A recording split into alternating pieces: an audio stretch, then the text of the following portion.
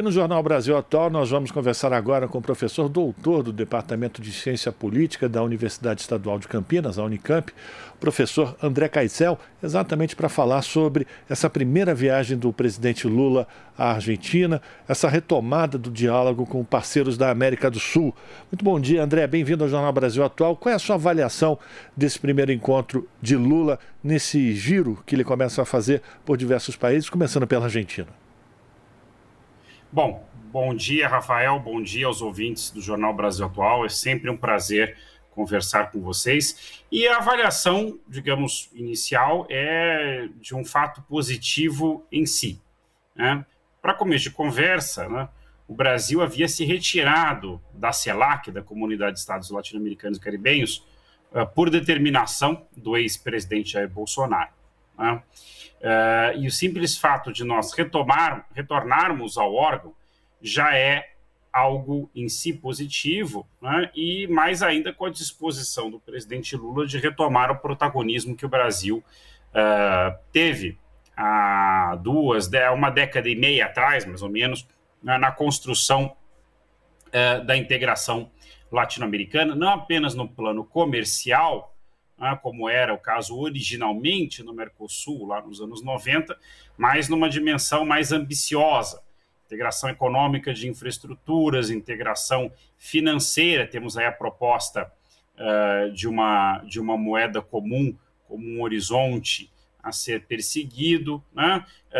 Entre outras, integração também política e até cultural.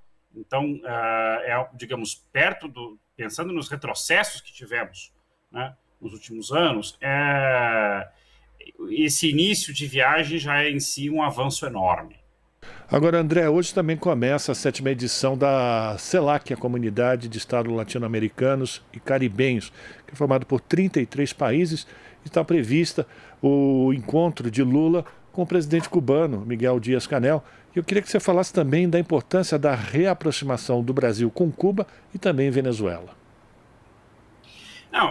Veja, é bom lembrar que no começo do governo Bolsonaro, no caso específico da Venezuela, aliás, antes mesmo da posse do Bolsonaro, primeiro tivemos praticamente a expulsão dos médicos cubanos que atuavam mais médicos, o que deixou dezenas de cidades, de pequenas cidades brasileiras, pobres, praticamente sem médicos, né? Em alguns casos eram os únicos que atuavam. E depois, no começo de 2019, houve quase que um princípio de escaramuças militares na fronteira entre a Venezuela e Roraima, que poderia ter tido consequências gravíssimas para a Venezuela, para o Brasil e para a região como um todo. Se aquilo que estava nas palavras do então chanceler Ernesto Araújo tivesse se tornado realidade. Felizmente não se tornou, né? Mas, pensando nisso, né, é mais uma vez um grande avanço, porque independentemente da opinião que parte da população brasileira tem em relação aos regimes políticos de Cuba ou da Venezuela, o importante, né, justamente é que a gente crie boas relações econômicas, diplomáticas, etc., né, de modo a promover a integração e a paz na região, né? Você não faz política externa apenas com quem você concorda, né? Você faz política externa com seus vizinhos, com os países né, com os quais você pode estabelecer relações que sejam mutuamente benéficas. E eu acho que há muitos exemplos. A Venezuela foi um grande comprador de produtos brasileiros durante os governos Chávez e Lula, um grande comprador de produtos e serviços brasileiros, e Cuba em menor medida também. Então, por exemplo, todo o uso que a direita fez, por exemplo, né, o uso, instrumentalização política da construção do porto de Mariel, né, em Cuba, que teria sido um uso indevido do dinheiro do contribuinte brasileiro, ignora o fato de que isso gerou demanda por serviços e, inclusive, empregos no próprio Brasil, né? Então, aliás, os Estados Unidos, né, por meio do seu Exim Bank, e a China, por meio do seu Banco de Desenvolvimento e Infraestrutura, põe dinheiro em obras no mundo inteiro. A gente faz isso, obviamente, numa escala muito menor, né?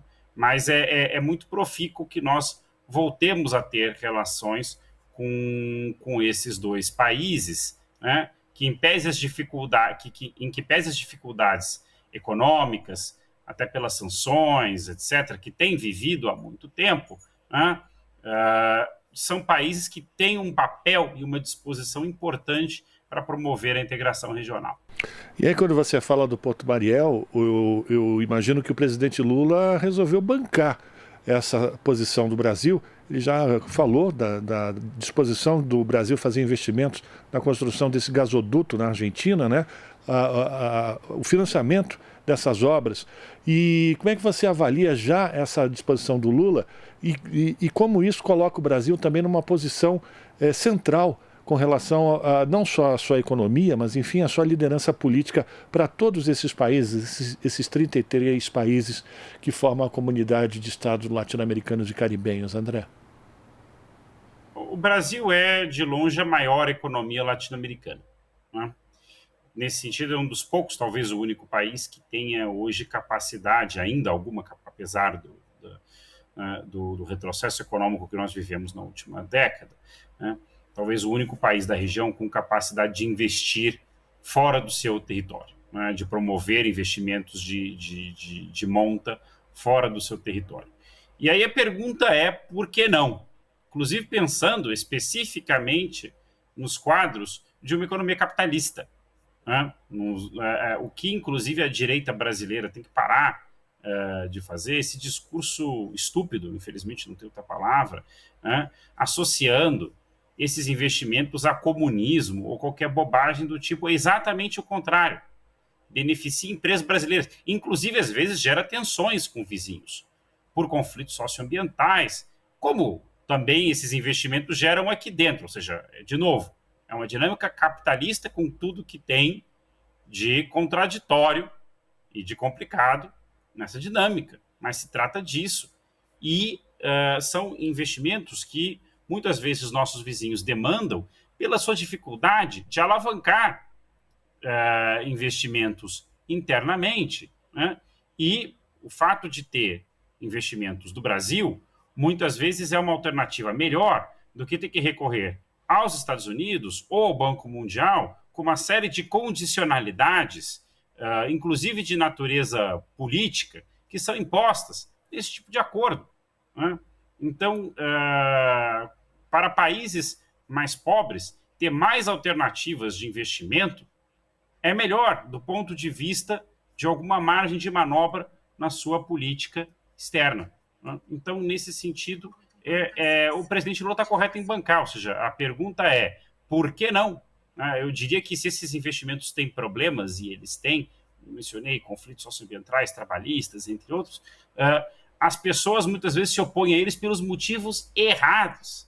Uma visão pequena, mesquinha, de que nós estaríamos usando o dinheiro do contribuinte brasileiro para beneficiar os outros. O Brasil tem que largar o seu complexo de vira-lata e ver que tem um papel importante no mundo a cumprir. Sem dúvida, a gente está conversando com o André Kaiser, que é professor da Unicamp. Para a gente terminar, André, o presidente Lula, mais uma vez, reafirmou a importância da Argentina como parceiro comercial. Lembrando que a Argentina, individualmente, é o terceiro maior parceiro comercial do Brasil.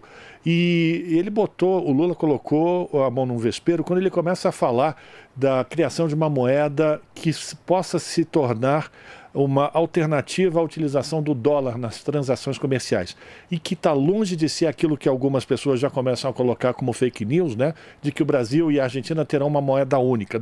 Não se trata disso.